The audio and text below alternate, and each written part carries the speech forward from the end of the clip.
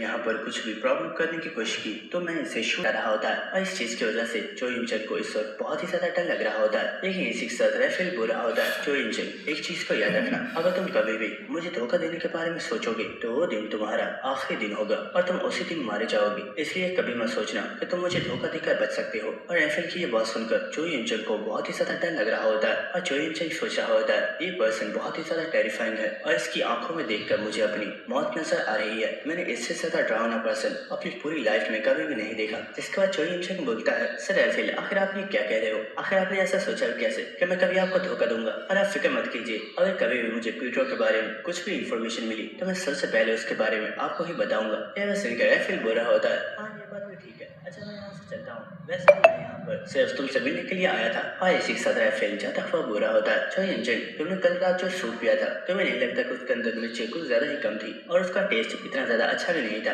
ये बात सुनकर चो इंचन काफी ज्यादा हैरान होता है और वो बोल रहा होता है, आखिर आप इस बारे में कैसे जानते हो? तो राफेल बोल रहा होता है, अरे तुम फिक्र मत करो, मैं बस ये बताना चाहता था कि मुझे तुम्हारे अंदर बहुत ही ज्यादा इंटरेस्ट है और मैं तुम्हारी हर एक पल की खबर रखता हूँ। और इसी के साथ हम देखते को बहुत ही ज्यादा डेविल से लुक देते हुए चो इंचन की तरफ देखता है और वो बोल रहा होता है, चो इंचन बस इस चीज को याद रखना, जिस दिन तुमने मुझे धोखा दिया वो तुम्हारी जिंदगी का आखिरी दिन होगा और तुम उसी दिन मारे जाओगे। इसके बाद हमें नेक्स्ट सीन दिखाया जाता है और इस वक्त यहाँ पर किम भी आ गया होता है और हमें दिखाया जाता है कि इस वक्त चो इंचन की हालत बहुत ही ज्यादा खराब होती है और वो इस वक्त बहुत ही ज्यादा पैनिक में होता है और वो चिल्लाते हुए कह रहा होता है, राफेल वो मुझे नहीं छोड़ेगा, वो मुझे मार डालेगा। और यहाँ पर जो डॉक्टर होता है वो चो इंचन को शांत करवाने की कोशिश कर रहा होता है, लेकिन चो इंचन इस वक्त बहुत ही ज्यादा घबराया हुआ होता है। और यहाँ पर जीवून भी मौजूद होती है और वो चो इंचन की हालत को देखकर बहुत ही ज्यादा हैरान होती है और वो किम से बोल रही होती है, आखिर प्रेसिडेंट के साथ हुआ क्या है, वो इतनी ज्यादा पैनिक में क्यों है? अगर प्रेसिडेंट की हालत ऐसे ही रही तो इनकी मेंटल हेल्थ पर बहुत ही ज्यादा असर पड़ सकता है। लेकिन इसी वक्त किम कुछ देखकर काफी हैरान होता है और वो बोलता है, जीवन आखिर तुम्हारे हाथ में क्या है? और हम देखते हैं कि ये असलियत में एक कैप होती है और जीवन बोल रही होती है, प्रेसिडेंट के सेक्रेटरी ने मुझे बताया है कि प्रेसिडेंट हमेशा ही अपने साथ इस कैप को रखता है और जब भी ये कैप प्रेसिडेंट के पास होती है तो वो बहुत ही ज्यादा रिलैक्स फील कर रहा होता है। यह सुनकर पीटर काफी ज्यादा हैरान होता है और इसी के साथ पीटर यहाँ पर मुझे सभी लोगों से बोलता है, मैं चाहता हूँ कि आप सभी लोग कुछ देर के लिए कमरे में से बाहर चले जाइए, मुझे प्रेसिडेंट से कुछ बात करनी है।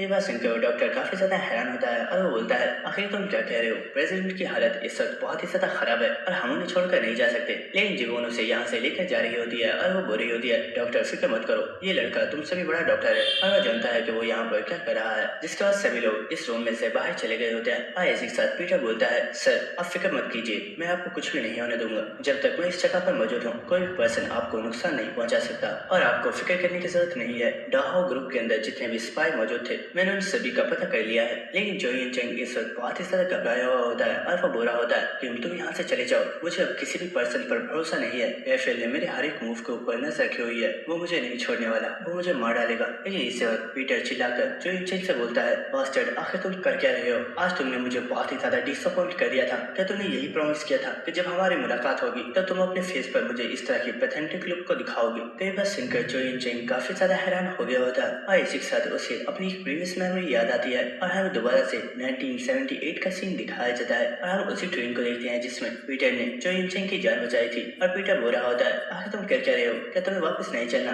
अब हमें यहाँ से चलना चाहिए। ये बात सुनकर जो चंग भी भागता हुआ पीटर के साथ जा रहा होता है, लेकिन इस वक्त पीटर उसे यहीं पर रोक देता है और वो बोलता है, जो चंग तुम जरा यहाँ पर आराम से बैठ जाओ और अपने कानों को मेरी कैप के साथ अच्छे से क्लोज कर लो ताकि तुम्हें यहाँ पर बिल्कुल भी शोर सुनाई ना दे। तो यह सुनकर जो चंग भी बिल्कुल ऐसा करता है और वो अपनी आइज को क्लोज कर लेता है। ऐसे पीटर बोलता है, तो फिक्र करने की जरूरत नहीं है, बस 1 से लेकर 10 तक काउंटिंग करना स्टार्ट कर दो, मुझे इस एरिया को साफ करने में ज्यादा टाइम नहीं लगेगा। ऐसे साथ हमें दिखाया जाता है कि यहाँ पर असलियत में 2 लोग मौजूद होते हैं जिनके पास गन्स होती हैं और वो पीटर का आगे आने का वेट कर रहे होते हैं। लेकिन इसी के साथ पीटर बोलता है, आखिर तुम लोग कर क्या रहे हो? चलो जल्दी से सामने आ जाओ, मैं जानता हूँ तुम लोग यहाँ पर ही मौजूद हो। और हम देखते हैं कि उन लोगों में से एक पर्सन बोला होता है, फिक्र मत करो, हमारे पास गन्स है, हम लोग एक साथ इस पर्सन के ऊपर अटैक करेंगे और हम उसे शूट करके किल कर देंगे। ऐसे हम देखते को दोनों ही एक साथ पीटर के ऊपर अटैक करते हैं, लेकिन वो काफी ज्यादा हैरान होते हैं क्योंकि उनके सामने पीटर नहीं होता और वो सोच रहे होते हैं, आखिर ये पर्सन कहाँ पर चला गया? वो अभी यहीं पर तो मौजूद था। लेकिन हम देखते हैं कि पीटर तो उनके साथ ही खड़ा होता है और वो बोल रहा होता है, तुम लोग इडियट्स हो,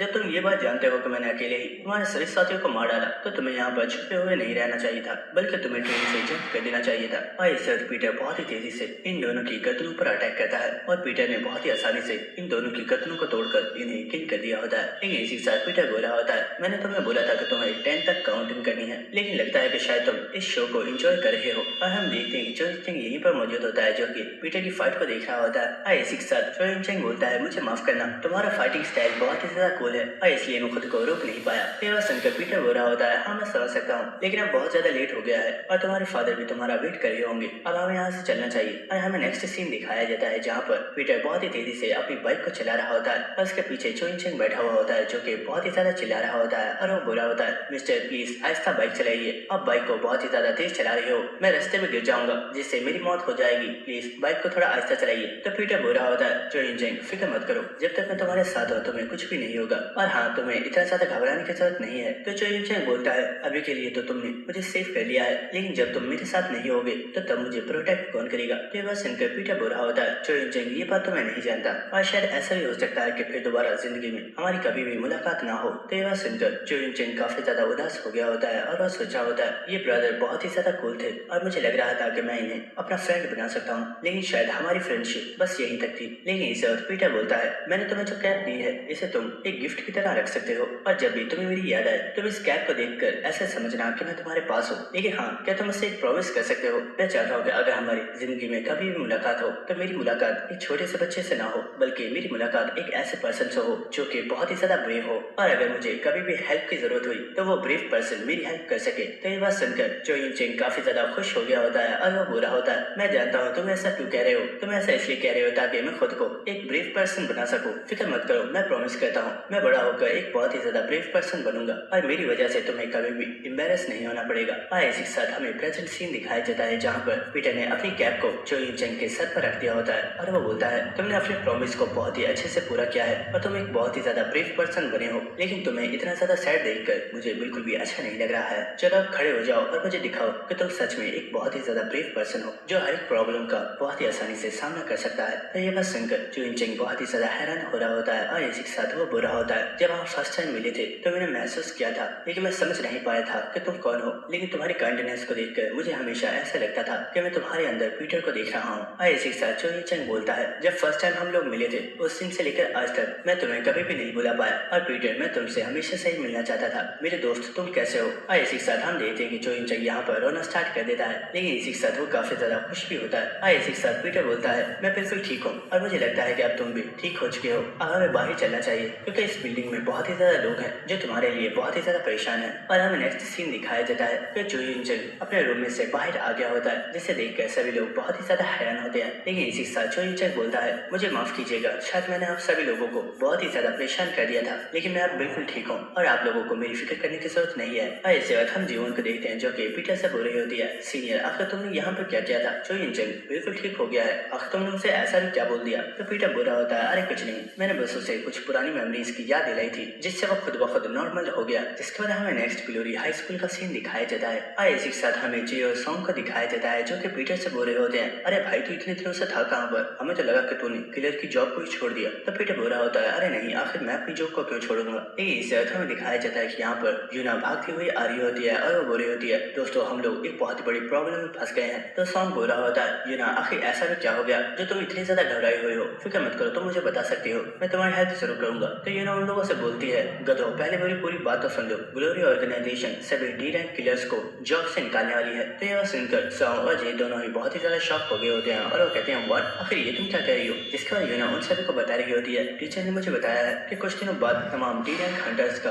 टेस्ट होने वाला है और वो लोग जो टॉप 100 रैंक में आएंगे वही पास हो पाएंगे, वरना सभी लोगों को जॉब से निकाल दिया जाएगा। तो ये बात सुनकर पीटर भी काफी ज्यादा हैरान हो रहा होता है और वो सोचा होता है, मैंने ऐसे टेस्ट के बारे में आज से पहले कभी भी नहीं सुना, कहीं ये रेफेल मुझे पकड़ने के लिए कोई न्यू प्लान तो नहीं बना रहा। और इसी के साथ हमें दिखाया जाता है कि जी और सॉन्ग दोनों को ही काफी ज्यादा गुस्सा आ रहा होता है और वो बुरे होते हैं, आखिर ये तुम क्या कह रही हो, कहीं ये ग्लोरी ऑर्गेनाइजेशन वाले पागल तो नहीं हो गए, आखिर हम लोग टॉप 100 रैंकिंग पर कैसे आएंगे जबकि हम कुछ टाइम पहले ही डी रैंक हंटर्स बने हैं और हमारी रैंक इस वक्त सबसे ज्यादा लो है। लेकिन इसी के साथ जी हो रहा होता है, ब्रदर जरा किम को तो देखो, इसे देखने में तो बिल्कुल भी नहीं लग रहा कि इसे इस टेस्ट की बिल्कुल भी परवाह है। तो किम बोल रहा होता है, तुम लोगों को घबराने की जरूरत नहीं है, इस टेस्ट को बहुत ही आसानी से पास करने के लिए हमारे पास एक तरीका है। तो ये बात सुनकर जे काफी ज्यादा हैरान होता है और वो बोल रहा होता है, आखिर वो तरीका क्या है। तो पीटर बोल रहा होता है, मैंने हमारे लिए एक बहुत ही ज्यादा पावरफुल फाइटर को हायर किया है जो कि आज से हमें फाइटिंग करना सिखाएगा और इससे हमारी स्ट्रेंथ बहुत ही ज्यादा इंक्रीज हो जाएगी और इससे हम लोग बहुत ही आसानी से टॉप 100 रैंकिंग में आ जाएंगे।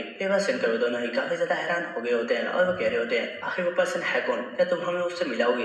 इसी अर्थ हमें दिखाया जाता है कि वो पर्सन भी यहीं पर आ चुका होता है। लेकिन इस पर्सन को देखकर जे और सॉन्ग दोनों ही बहुत ही ज्यादा शॉक हो गए होते हैं और वो कह रहे होते हैं, आखिर ये पर्सन यहाँ पर क्या कर रहा है? कि आखिर तुम इस पर्सन को यहाँ पर क्यों लेकर आए हो? क्या तुम भूल गए हो कि ये पर्सन कितना ज्यादा डेंजरस है? इसी के साथ ये ना बोल रही होती है, आखिर ये पर्सन है कौन, क्या तुम लोग इससे पहले से जानते हो? तो जे बोल रहा होता है, ये पर्सन बहुत ही ज्यादा डेंजरस है, हमारी कुछ टाइम पहले ही इस पर्सन से मुलाकात हुई थी, लेकिन मैं इससे दोबारा नहीं मिलना चाहता था। और इसी के साथ हमें दिखाया जाता है कि ये पर्सन कोई और नहीं बल्कि काइगा होता है। और इसी के साथ काइगा बोल रहा होता है, तुम लोगों से दोबारा मिलकर अच्छा लगा, कैसे हो तुम सब? और इसी के साथ हमें एक प्रीवियस मेमोरी दिखाई जाती है जहाँ पर हम देखते हैं कि काइगा जब उन डिसाइपल से बचकर भाग गया था तो वो वापस जीवन के घर पर ही आ गया था। और इसी के साथ हम देखते हैं जीवन जो कि पीठे के पीछे छुपी हुई होती है, वो बहुत ही ज्यादा चिल्लाते हुए काइगा से बोल रही होती है, बास्टर्ड आखिर तुम वापस मेरे घर पर क्यों आए हो? क्या तुम्हें ये लगता है कि ये कोई होटल है जहाँ पर तुम जब मर्जी आ जा सकते हो? शुक्र मनाओ कि यहाँ पर सीनियर मौजूद है और सीनियर की रिस्पेक्ट करने की वजह से ही मैंने तुम्हें अभी तक जिंदा छोड़ा हुआ है, वरना मैं तुम्हें कब की किल कर चुकी होती। इसी साथ पीटर उसे छोड़कर बाहर आ गया होता है और वो बोला होता है, तुम कुछ देर बाहर वेट करो, मैं आता हूँ। जिसके बाद पीटर काइगा से बोलता है, तुम वापस क्यों आए हो? तुम्हें मुझसे क्या चाहिए? तो काइगा बोल रहा होता है, मैंने ग्लोरी क्लब के डिसाइपल से फाइट की और मैं ये बात जानता हूँ कि वो लोग बहुत ही ज्यादा स्ट्रॉन्ग है, लेकिन वो लोग इतने स्ट्रॉन्ग नहीं है जितने स्ट्रॉन्ग तुम हो। क्या तुम मुझे ये बता सकते हो कि तुम कौन हो? तो पीटर बोलता है, अगर मैंने तुम्हें बताया भी कि मैं कौन हूँ तो तुम मेरी बात का यकीन ही नहीं करने वाले, तो इसका कोई फायदा ही नहीं है। लेकिन काइगा बोलता है, नहीं, मेरा भरोसा करो, तुम मुझसे जो कुछ भी बोलोगे मैं तुम्हारी हर एक बात का यकीन करूंगा। तब पीटर बोलता है, चलो ठीक है, अगर तुम मानने के लिए तैयार हो तो मैं तुम्हें बता देता हूँ, मैं ही पीटर हूँ। फिर सुनकर काइगा बोलता है, अच्छा तो तुम पीटर हो? लेकिन इसी के साथ वो काफी ज्यादा शॉक हो गया होता है और वो बोलता है, व्हाट, क्या बोला तुमने, तुम पीटर हो? इम्पॉसिबल, ऐसा नहीं हो सकता। लेकिन पीटर बोल रहा होता है, अभी तुमने तो बोला था कि तुम मेरी बात का यकीन करोगे, तुम मेरी बात का यकीन क्यों नहीं करे? तो काइगा बोल रहा होता है, अरे लेकिन तुम कुछ ऐसा तो बोलो जिसका मैं यकीन करूँ। पीटर तो एक बुढ़ा पर्सन है, लेकिन तुम तो बहुत ही ज्यादा यंग हो और तुम्हारी एज तो मुझसे भी कम है। लेकिन पीटर बोल रहा होता है, मैं मजाक नहीं कर रहा, मैं सच बोल रहा हूँ, मैं ही पीटर हूँ। इसी के साथ काइगा सोच रहा होता है, आखिर ऐसा कैसे पॉसिबल है? ये बोल रहा है कि ये पीटर है, क्या ऐसा पॉसिबल भी है? इसी के साथ वो अपनी प्रीवियस मेमोरीज को सोच रहा होता है जहाँ पर उसकी और पीटर की फाइट हुई थी और वो सोच रहा होता है, ऐसा पॉसिबल है, ये पर्सन बहुत ही ज्यादा स्किल है और इसने मुझे और यूरिका दोनों को ही बहुत ही आसानी से हरा दिया था। अगर पीटर सच में एग्जिस्ट करता है तो इसके अलावा और कोई भी पीटर नहीं हो सकता। लेकिन इसी साथ पीटर बोलता है, अच्छा अब मुझे ये बताओ, तुम इस वक्त कहाँ से आ रहे हो? तो काइगा बता रहा होता है, मैं रैफेल से मिलने गया था क्योंकि मैं जानना चाहता था कि क्या सच में मुझे बर्बाद करने के पीछे उसी का हाथ है। और तुम सही थे, आज तक मेरे साथ जो कुछ भी होता आया है उस सबका जिम्मेदार रैफेल ही था। लेकिन मुझे नहीं लगता कि मैं रैफेल को हरा सकता हूँ क्योंकि मैं बहुत ही ज्यादा वीक हूँ, इसलिए मुझे तुम्हारी हेल्प की जरूरत है। क्या तुम स्ट्रॉन्ग बनने में मेरी हेल्प करोगे? लेकिन पीटर इसके लिए मना कर देता है और वो बोलता है, आखिर मैं तुम्हारी हेल्प क्यों करूंगा, मेरा इसमें क्या फायदा है? लेकिन इस वक्त काइगा अपने घुटनों पर बैठ गया होता है और वो बोलता है, प्लीज मैं स्ट्रॉन्ग बनना चाहता हूँ और मैं रैफेल से यूरिका का रिवेंज लेना चाहता हूँ, प्लीज स्ट्रॉन्ग बनने में मेरी हेल्प करो, मैं तुम्हारा डिसाइपल बनना चाहता हूँ, मुझे अपने डिसाइपल के तौर पर एक्सेप्ट कर लो। ये बात सुनकर पीटर काफी ज्यादा हैरान हो रहा होता है और वो बोल रहा होता है, आखिर तुम क्या बकवास कर रहे हो, अब चुपचाप खड़े हो जाओ, मैं यहाँ पर ऐसा कुछ भी नहीं करने वाला। लेकिन काइगा बोल रहा होता है, मैं यहाँ से जब तक नहीं जाने वाला जब तक तुम मुझे अपना डिसाइपल नहीं बना लेते और मैं अपने घुटनों पर से भी नहीं उठूंगा। ये बात सुनकर पीटर बोल रहा होता है, इडियट, मैं ये कह रहा हूँ, मुझे पसंद नहीं कि मेरा स्टूडेंट मेरे सामने अपने घुटनों पर बैठा है। ये बात सुनकर काइगा बहुत ही ज्यादा हैरान हो गया होता है और वो फौरन से खड़ा हो जाता है और वो बोलता है, मास्टर मैं आपका बहुत ही ज्यादा शुक्रिया करता हूँ कि आपने मुझे अपने डिसाइपल के तौर पर एक्सेप्ट कर लिया। आज से आप मुझे जो भी ऑर्डर दोगे मैं उन सभी ऑर्डर्स को फॉलो करूंगा और अगर आप मुझे कभी भी कोई भी मिशन देना चाहते हैं तो बिना किसी हेजिटेशन के आप मुझे उस मिशन का बता सकते हैं। अगर मुझे उस मिशन को कंप्लीट करने के लिए अपनी जान भी देनी पड़ी तो मैं एक बार भी नहीं सोचूंगा। और इसी साथ हमें प्रेजेंट सीन दिखाया जाता है जहाँ पर काइगा सोच रहा होता है, क्या सच में मुझे इन डी-रैक हंटर्स को ट्रेन करना होगा? जिसके बाद काइगा इन लोगों से बोल रहा होता है, तुम लोग बहुत ही ज्यादा वीक हो और 100 तो बहुत ही ज्यादा दूर की बात है, तुम लोग तो 300 रैंकिंग में भी नहीं आ सकते। तो ये बात सुनकर यूना को बहुत ही ज्यादा गुस्सा आ गया होता है और वो चिल्लाते हुए काइगा से बोल रही होती है, आखिर ये बकवास करने की तुम्हारी हिम्मत कैसे हुई, मैं तुम्हारा मुंह नोच लूंगी। लेकिन सॉन्ग और जे ने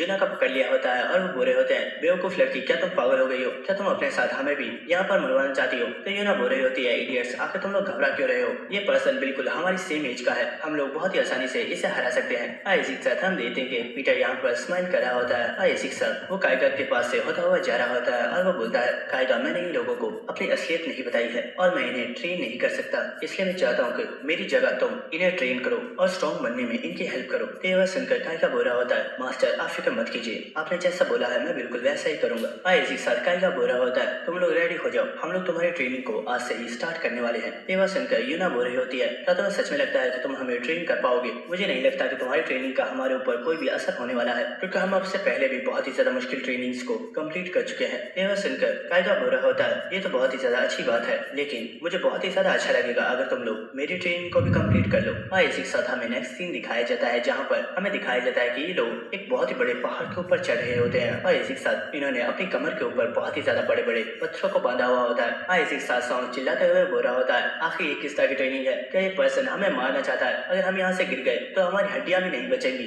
और हमारी बॉडी के टुकड़े टुकड़े हो जाएंगे। ये पर्सन सच में हमें मारना चाहता है। और इसी साथ यूना भी बोल रही होती है, मैंने सोचा था ये बस एक मुश्किल ट्रेनिंग होने वाली है, लेकिन मैंने ये नहीं सोचा था कि इस ट्रेनिंग में हम लोग कंफर्म मरने वाले हैं। और इसी के साथ हमें दिखाया जाता है कि यहाँ पर कायगा भी मौजूद होता है, जो कि चिल्लाते हुए इन लोगों से बोल रहा होता है, आखिर तुम लोग कर क्या रहे हो? क्या तुम लोग स्ट्रॉन्ग बनना चाहते भी हो या नहीं? जल्दी करो, तुम्हारे पास सिर्फ 1 मिनट है, जल्दी से चढ़कर इस पहाड़ के ऊपर आ जाओ। जिसके बाद हमें नेक्स्ट ग्लोरी ऑर्गेनाइजेशन के हेडक्वार्टर्स का सीन दिखाया जाता है और इसी के साथ हम राफेल को देखते हैं, जो कि किसी पर्सन से बातें कर रहा होता है और वो बोल रहा होता है, ये कितना ज्यादा अजीब है ना। सबसे पहले ग्लोरी हॉस्पिटल, जिसके बाद स्वॉर्ड होस्ट की शिप और अब डार्क ग्रुप की बिल्डिंग, इन तीनों प्लेसेस पर ही पीटर अपीयर हुआ है, लेकिन किसी भी पर्सन को उसका कोई भी सुराग नहीं मिला। लेकिन आखिर ऐसा कैसे पॉसिबल है कि पीटर हम लोगों के दरमियान में ही मौजूद है और हम लोग उसे पकड़ भी नहीं पा रहे। लेकिन इसी और राफेल काफी ज्यादा हैरान होता है और वो बोलता है, वेट, कहीं ऐसा तो नहीं कि पीटर किसी तरीके से हमारी किलर ऑर्गेनाइजेशन में एंटर हो चुका है और हमें इस बारे में पता ही नहीं है। तो ये बात सुनकर उसके पास मौजूद पर्सन बोल रहा होता है, लेकिन ऐसा कैसे पॉसिबल है? पीटर एक ओल्ड पर्सन है और अगर वो हमारे ऑर्गेनाइजेशन को ज्वाइन भी करता है तो बहुत आसानी से उसके बारे में पता किया जा सकता है। तो राफेल बोल रहा होता है, तुम पीटर को नहीं जानते, पीटर जो चाहे वो कर सकता है। क्या तुम भूल रहे हो? एलपीडी के पास एक स्पेशल टेक्निक है जिससे वो किसी भी पर्सन का रूप धारण कर सकता है, इसलिए मुझे लग रहा है कि पीटर भी अपना रूप चेंज करके हमारी ऑर्गेनाइजेशन के अंदर मौजूद है। इसी के साथ राफेल बोल रहा होता है, मुझे समझ आ गया, हमें बस पीटर के लिए एक जाल बिछाना है और पीटर खुद चलकर उस जाल में आएगा और हम उसे पकड़ लेंगे। और इसी के साथ हमें दिखाया जाता है कि राफेल जिस पर्सन से बातें कर रहा होता है वो और कोई नहीं बल्कि थैडियस है, जो कि यहाँ पर बिल्डिंग में उल्टा लटक कर सिटी के नजारे देख रहा होता है। और इसी के साथ थैडियस बोलता है, राफेल, मेरे पास एक प्लान है, अगर तुम चाहो तो हम हमारे प्लान को एग्जीक्यूट कर सकते हैं। जिसके बाद हमें नेक्स्ट जीवन के घर का सीन दिखाया जाता है, जहाँ पर जीवन पीटर को समझा रही होती है, सीनियर, आपको वहाँ पर जाने की जरूरत नहीं है, ये जरूर राफेल का कोई प्लान है, अगर आप वहाँ पर गए तो आप फंस जाओगे, प्लीज मेरी बात को मानिए, वहाँ पर मत जाइए। तो पीटर बोल रहा होता है, जीवन, तुम समझ नहीं रही हो, अगर मैं वहाँ पर नहीं गया तो लोगों का शक मेरे ऊपर और भी ज्यादा बढ़ जाएगा, इसलिए इससे अच्छा यही है कि मैं जाकर इस टेस्ट को कंप्लीट करूँ। लेकिन इसे कायगा पीटर से बोलता है, मास्टर, अगर आप चाहो तो आपकी जगह मैं जा सकता हूँ और मैं आपके लिए इस टेस्ट को कंप्लीट कराऊंगा। तो पीटर बोलता है, अच्छा ऐसी बात है क्या, लेकिन तुम ये करोगे कैसे? तो कायगा बोलता है, बॉस, मैं अपने फेस को कवर कर लूंगा और मैं किसी पर्सन को अपना फेस नहीं दिखाऊंगा। लेकिन पीटर बोल रहा होता है, तुम दोनों फिक्र मत करो, मुझे कुछ भी नहीं होगा और मैं बहुत आसानी से इस टेस्ट को क्लियर कर लूंगा। लेकिन इसी साथ जीवन बोल रही होती है, वाह, इन दोनों की क्या परफेक्ट जोड़ी है, मास्टर एक बहुत बड़ा इडियट और डिसाइपल सबसे बड़ा गधा। तो यह सुनकर कायगा बोल रहा होता है, क्या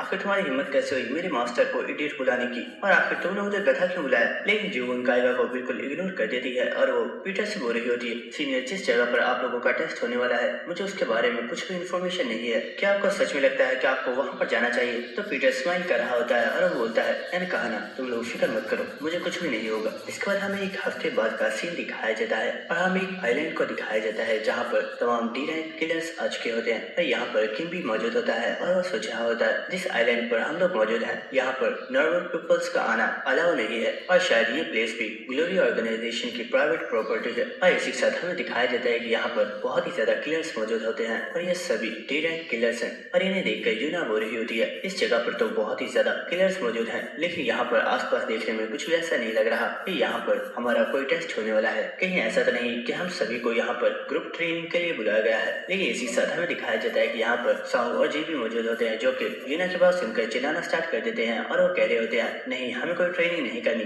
हम पिछले एक हफ्ते से बहुत ही ज्यादा खतरनाक ट्रेनिंग कर रहे हैं और अब हम और ज्यादा ट्रेनिंग नहीं कर सकते। और इन देखकर यूना बोल रही होती है, इडियट्स, ये तमाशा करना बंद करो, सभी लोग तुम्हें ही देख रहे हैं। इस जगह पर जो एक बहुत ही बड़ी स्क्रीन मौजूद होती है वो ऑन हो जाती है, जिस पर एक होस्ट सभी लोगों को बता रहा होता है, आप सभी लोगों का इस जगह पर स्वागत है। इस आइलैंड को डेड आइलैंड का टाइटल दिया गया है क्योंकि हर साल यहाँ पर बहुत ही ज्यादा लोग मारे जाते हैं और आप सभी लोग यहाँ पर सिर्फ यही सोच रहे होंगे कि आखिर आप सभी को यहाँ पर क्यों बुलाया गया है। तो ठीक है, मैं आप लोगों को आपके टेस्ट के बारे में बताता हूँ। आप लोगों का टेस्ट बहुत ही ज्यादा सिंपल है और वो ये है कि आप लोगों को अगले 48 घंटों तक इस डेड आइलैंड के ऊपर सर्वाइव करना करना है। और इस होस्ट की बात सुनने के बाद कुछ लोग आपस में बातें कर रहे होते हैं और वो कह रहे होते हैं आखिर ये किस तरह का टेस्ट है, सुनने में तो ये काफी ज्यादा इजी लग रहा है और मुझे तो ऐसा लग रहा है जैसे कि मैं किसी ट्रिप पर आया हुआ हूँ। लेकिन इसी के साथ वो होस्ट बोलता है तुम में से बहुत ही ज्यादा लोग इस टेस्ट को बहुत ही ज्यादा इजी समझ रहे होंगे, लेकिन ये बिल्कुल भी इजी नहीं होने वाला है। सभी किलर्स को एक एक टोकन कार्ड दिया जाएगा और किलर्स को दूसरे किलर्स के साथ फाइट करके उनके कार्ड्स को छीनना होगा और लास्ट में वो टॉप 100 किलर्स जिनके पास सबसे ज्यादा टोकन कार्ड्स होंगे वो इस टेस्ट को पास कर जाएंगे और दूसरे प्लेयर से उनके टोकन को हासिल करने के लिए तुम लोग फ्रीली आपस में फाइट कर सकते हो और चाहो तो तुम अपने साथियों के कार्ड को चुरा भी सकते हो। और यहाँ पर ऐसा नहीं है कि तुम अपने ओपोनेंट को इंजर्ड नहीं कर सकते, तुम लोग यहाँ पर जितना चाहो अपने ओपोनेंट को उतना इंजर्ड कर सकते हो, लेकिन तुम्हें अपने ओपोनेंट को किल नहीं करना है। तो चलो देखते हैं कि आखिर तुम सभी डी रैंक किलर्स में से कितने लोग इस डेड आइलैंड के ऊपर सर्वाइव कर पाते हो। इसके बाद हमें नेक्स्ट सीन दिखाया जाता है जहाँ पर पीटर और उसके दोस्तों ने अपने कपड़ों को चेंज कर लिया होता है और ये कपड़े इन्हें काफी अच्छे तरीके से फिट आ गए होते हैं। लेकिन इसी के साथ पीटर सोच रहा होता है इन कपड़ों के ऊपर हमारी रैंकिंग्स लिखी हुई है जो कि सभी किलर्स के लिए एक बहुत ही बड़ा इशू बनने वाली है, क्योंकि वो सभी किलर्स जिनकी रैंक सबसे ज्यादा हाई है वो खुद से लो रैंक के हंटर्स को ही चूज करेंगे ताकि वो आसानी से उन्हें हरा कर ज्यादा से ज्यादा टोकन कार्ड्स को जमा कर सके। लेकिन इसी वक्त हमें जे की आवाज आती है जो कि सॉन्ग से बोला होता है इस सॉन्ग क्या तुमने देखा, आखिर इन लोगों की आउटफिट है किस तरह की। एक पर्सन ने अपने चेहरे पर जोकर का मास्क पहना हुआ है जबकि एक पर्सन ने अपने चेहरे पर एक कद्दू वाला मास्क लगाया हुआ है। और इसी साथ सॉन्ग एक लड़की को देखते हुए बोला होता है जी क्या तुमने इस लड़की को देखा, ये कितनी ज्यादा ब्यूटीफुल है, मैं देख कर ही बता सकता हूँ कि ये लड़की जरूर एक मॉडल है, लेकिन आखिर इस जैसी मॉडल एक किलर ऑर्गेनाइजेशन में क्या कर रही है। और इसी साथ वो देखते कि यहाँ पर एक ओल्ड पर्सन भी मौजूद होता है और वो उसका मजाक उड़ाते हुए बोल रहे होते हैं ये क्या, ये बुढ़ा पर्सन अभी भी एक डी रैंक का हंटर है जबकि इसकी उम्र में तो पीटर एक डिसाइपल बन गया था। और इनकी बातें सुनकर पीटर सोच रहा होता है इडियट्स, मैं बुढ़ापे में नहीं बल्कि मैं जवानी में ही एक डिसाइपल बन गया था, इन लोगों को मेरे बारे में कुछ भी सही से नहीं पता है। और इसी साथ पीटर चलते हुए आसपास के एरिया को देख रहा होता है और वो सोच रहा होता है इस जगह पर बहुत ही ज्यादा डी रैंक किलर्स मौजूद हैं और यहाँ पर सबसे ज्यादा लोवेस्ट रैंकिंग मेरी है। इसका साफ मतलब यही है कि बहुत ज्यादा लोग मुझे टारगेट करेंगे ताकि वो सबसे पहले मुझे हराकर मेरे टोकन कार्ड को छीन सके। और यहाँ पर पूरे आइलैंड पर बहुत ही ज्यादा कैमरा को फिट किया गया है जिसकी वजह से मैं अपनी स्किल्स को भी फ्रीली यूज नहीं कर सकता वरना ग्लोरी ऑर्गेनाइजेशन के लोग मुझे नोटिस कर लेंगे। ये सच में एक बहुत ही बड़ी प्रॉब्लम है, आखिर मैं इसे सॉल्व कैसे करूंगा। लेकिन इसी वक्त हम यहाँ पर एक पर्सन को दिखाया जाता है जो कि सभी लोगों से बोल रहा होता है दोस्तों मुझे लगता है सभी लोग टेस्ट के लिए तैयार हैं, लेकिन उससे पहले मैं तुम लोगों से कुछ बात करना चाहता हूँ। और इस पर्सन की बात सुनकर सभी लोग काफी ज्यादा हैरान होते हैं और सॉन्ग बोल रहा होता है आखिर ये पर्सन कहना क्या चाहता है, कहीं ऐसा तो नहीं कि ये खुद को सभी लोगों का लीडर समझ रहा है। और हमें दिखाया जाता है कि ये पर्सन कोई और नहीं बल्कि थाइडियस होता है। और इसी के साथ थाइडियस हंसते हुए बोलता है दोस्तों मुझे पता चला है कि यहाँ पर हम डी रैंक किलर्स के दरमियान में पीटर भी हो सकता है, इसलिए मैं काफी ज्यादा एक्साइटेड हूँ कि क्या सच में हमारे दरमियान में पीटर मौजूद है। और इस वक्त वो एक ओल्ड पर्सन के गाल को बहुत ही जोर से खींचना स्टार्ट कर देता है और इसी के साथ वो बोल रहा होता है ओल्ड मैन मुझे बताओ क्या तुम ही पीटर हो। लेकिन उस ओल्ड पर्सन को काफी ज्यादा पेन हो रही होती है और वो कह रहा होता है बास्टर्ड आखिर तुम हो कौन, मुझसे पीछे हटो। और यहाँ पर कुछ लोग थाइडियस को देखकर बोल रहे होते हैं आखिर पर्सन है कौन, क्या ये कोई इडियट है या फिर ये जानबूझकर लोगों को गुस्सा दिलाने की कोशिश कर रहा है। लेकिन इसी के साथ थाइडियस इन लोगों से बोलता है अरे नहीं मैं किसी को भी गुस्सा दिलाने की कोशिश नहीं कर रहा हूँ, मैं तो बस ये चेक करना चाहता हूँ कि कहीं हमारे दरमियान में पीटर तो मौजूद नहीं है। और इसी के साथ पीटर सोच रहा होता है इस पर्सन को देखकर ही मैं ये अंदाजा लगा सकता हूँ कि ये कोई डी रैंक किलर नहीं है और शायद रेफेल ने ही इसे यहाँ पर भेजा है ताकि ये मुझे पकड़ सके। लेकिन इसी वक्त थाइडियस ऊंची आवाज में सभी लोगों से बोलता है सभी लोग मेरी बात गौर से सुनो, अगर मैं एक करके सभी लोगों को चेक करूंगा तो इससे मेरा बहुत ही ज्यादा टाइम ज़ाया हो जाएगा, तो इसलिए मैं पूछ रहा हूँ अगर तुम में से कोई भी पर्सन पीटर है तो अपना एक हाथ ऊपर उठा दे, मैं उसके पास आ जाऊंगा। तो ये बात सुनकर सभी लोग कह रहे होते हैं क्या ये बेवकूफ है, कैसे सच में लगता है कि अगर ये ऐसा बोल देगा तो पीटर बहुत आसानी से सभी लोगों के सामने आ जाएगा। लेकिन इसे थेडियस कुछ देखकर काफी ज्यादा हैरान हो गया होता है और हमें दिखाया जाता है कि यहाँ पर किसी पर्सन ने अपने हाथ को ऊपर उठा दिया होता है और ये पर्सन कोई और नहीं बल्कि किम होता है। और इसी के साथ थेडियस काफी ज्यादा हंसते हुए बोलता है क्या तुम ही पीटर हो, तो किम बोलता है क्यों, क्या मैं पीटर नहीं हो सकता। तो यह सुनकर थेडियस हंसते हुए फौरन से किम की तरफ आ रहा होता है और इसी के साथ वो बोल रहा होता है ब्रदर तुम तो सच में काफी ज्यादा इंटरेस्टिंग हो। लेकिन इसी के साथ सॉन्ग बोल रहा होता है क्या ये लड़का किम को जानता है, इसने उसे भाई क्यों बुलाया। तो यूना बोलती है उसका तो पता नहीं लेकिन मुझे तुम्हारा कंफर्म पता है कि तुम एक इडियट जरूर हो, उससे सिर्फ किम से बात करने के लिए उसे ब्रदर बुलाया है। और इसी वक्त थेडियस किम के पास आ गया होता है और वो बोल रहा होता है तुमने ये तो बोल दिया कि तुम पीटर हो, लेकिन जरा लोगों की बातें सुनो कि वो क्या कह रहे हैं। और हमें दिखाया तरह के लोग आपस में बातें कर रहे होते हैं जो कि कह रहे होते हैं जहाँ तक हमने सुना है पीटर एक ओल्ड पर्सन है और उसकी एज 80 से भी ज्यादा है, तो आखिर ये यंग पर्सन पीटर कैसे हो सकता है? ये जरूर पीटर का कोई फैन होगा जो खुद को पीटर जैसा बनाना चाहता है। इसके बाद पीटर थेडियस से बोल रहा होता है, क्या तुम कोई इडियट हो? अगर तुम्हें पता है कि पीटर यहाँ पर मौजूद है तो उसे बहुत ही आसानी से सीक्रेट तरीके से पकड़ा जा सकता था, लेकिन तुमने ओपनली सभी लोगों के सामने इस बारे में बता दिया है। अब अगर पीटर यहाँ पर मौजूद भी है तो क्या तुम्हें सच में लगता है कि वो लोगों के सामने आएगा? वो कभी भी किसी के सामने नहीं आएगा, बल्कि वो और ज्यादा खुद को छुपा लेगा। तो थेडियस बोल रहा होता है, ब्रदर बात तो तुम्हारी बिल्कुल ठीक है, लेकिन मुझे तुम में कुछ चेक करना है। और इस वक्त हम देखते हैं कि थेडियस बहुत ही जोर से किम के फेस पर किक मारता है, लेकिन उसे ये किक किम को डराने के लिए मारी होती है और वो किम को हिट नहीं करता। आइज़ के साथ थेडियस बोलता है, इंटरेस्टिंग, तुम्हारे बारे में जानने के लिए तो अब मैं और भी ज्यादा एक्साइटेड हो चुका हूँ। ये इसी साथ सॉन्ग और जी चिल्लाते हुए थेडियस से बोल रहे होते हैं, और इडियट आखिर तुम क्या करने की सोच रहे हो? आखिर तुम्हारी हिम्मत कैसे हुई एक वीक पर्सन को चूज करने की? अगर तुम्हें हिम्मत है तो हमसे फाइट करो। तुम्हें क्या लगता है कि अपनी किक को किसी पर्सन के फेस के सामने कर तुम यहाँ पर बहुत ही ज्यादा कूल लग रहे हो? लेकिन इसी के साथ पीटर सोच रहा होता है, यहाँ पर सभी लोगों को ये लग रहा है कि इस पर्सन ने मुझे एक नॉर्मल किक मारने की कोशिश की है, और सच ये है कि थेडियस ने यहाँ पर अपने पैर को 4 बार मेरे फेस के सामने से घुमाया है और लास्ट में उसने अपने पैर को मेरे सामने ही रोक दिया। ये कोई नॉर्मल डीएनए किलर तो बिल्कुल नहीं है, तो आखिर ये है कौन? लेकिन इसी के साथ थेडियस बोल रहा होता है, मुझे तुम बिल्कुल भी एक्साइटेड नहीं लग रहे। इसी के साथ थेडियस बोलता है, ब्रदर आखिर तुम इस बारे में क्या सोचते हो? क्यों ना हमारा एक एक मैच हो जाए? लेकिन इसी वक्त थेडियस के पास जे और सॉन्ग आगे होते हैं और इसी के साथ सॉन्ग बोल रहा होता है, और मिस्टर आखिर तुम्हारी हमारे साथी को बुली करने की हिम्मत कैसे हुई? अगर तुम एक सच्ची मर्द हो तो हमारा मुकाबला करो। तो इन लोगों की बातें सुनकर थेडियस इन्हें पीछे कर देता है और वो बोल रहा होता है, अच्छा ठीक है, मैं उससे फाइट नहीं करूंगा, लेकिन मुझे परेशान करना बंद करो। जिसके बाद थेडियस किम के पास आ जाता है और वो उसके गाल को खींच रहा होता है और वो बोल रहा होता है, तुम्हारी स्किन तो बहुत ही ज्यादा सॉफ्ट है, लेकिन ये बहुत ही ज्यादा दुख की बात है कि तुम भी पीटर नहीं हो।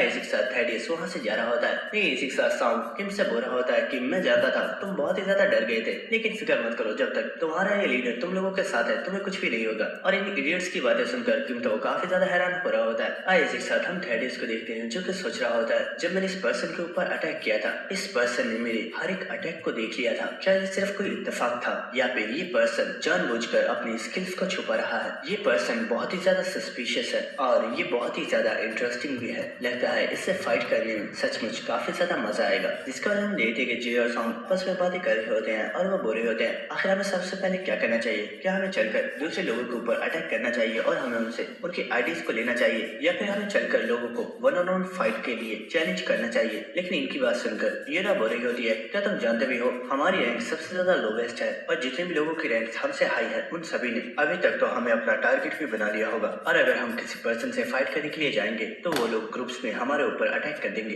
ये बात सुनकर वो दोनों ही काफी ज्यादा घबरा गए होते हैं और वो कह रहे होते हैं, ये बात तो बिल्कुल सच है, तो आखिर अब हम करेंगे क्या? इसके बाद पीटर बोलता है, दोस्तों हम लोगों की रैंक बहुत ही ज्यादा लो है, इसलिए हम किसी भी पर्सन को फाइट के लिए चैलेंज नहीं कर सकते, क्योंकि हम नहीं जानते कि वो पर्सन कितना ज्यादा स्ट्रॉन्ग है, इसलिए तुम दोनों किसी भी पर्सन से फाइट नहीं करोगे। लेकिन इस जे और सॉन्ग किम की तरफ इशारा करते हुए बोलते हैं, किम वैसे इस जगह पर सबसे ज्यादा लोएस्ट रैंक सिर्फ तुम्हारी है, तो तुम हमें क्यों समझा रहे हो? लेकिन इस यूना उन लोगों के ऊपर चिल्लाते हुए बोल रही होती है, इडियट्स जैसा किम ने बोला है बस वैसा करो और अब कोई भी सवाल मत पूछ रहा। तो यूना को चिल्लाते हुए देखकर जे और सॉन्ग दोनों ही इस बात के लिए मान जाते हैं। आया नेक्स्ट सीन दिखाया जाता है जहाँ पर वो होस्ट बोल रहा होता है, दोस्तों मुझे लगता है टेस्ट को स्टार्ट करने के लिए आप सभी लोग रेडी हो चुके हैं, तो चलिए अभी और इसी वक्त से आप लोगों के टेस्ट को स्टार्ट किया जा रहा है। और हमें दिखाया जाता है कि इस जगह पर जितने भी किलर्स मौजूद होते हैं वो सभी इस जगह में फैल जाते हैं। और इसी के साथ किम सोच रहा होता है, सभी लोगों ने दूसरे लोगों के कार्ड्स को हासिल करने के लिए कोई ना कोई प्लान बनाया होगा, और इसलिए हमें भी अपने प्लान को फॉलो करना होगा, क्योंकि मुझे अपने साथ इन लोगों को भी प्रोटेक्ट करना है। और इसी साथ किम उन लोगों से बोलता है, दोस्तों मैंने एक प्लान बना लिया है, मुझे फॉलो करो, हम लोग एक जगह पर जा रहे हैं। और हमें नेक्स्ट सीन दिखाया जाता है कि ये सभी लोग चलते हुए जंगल के अंदर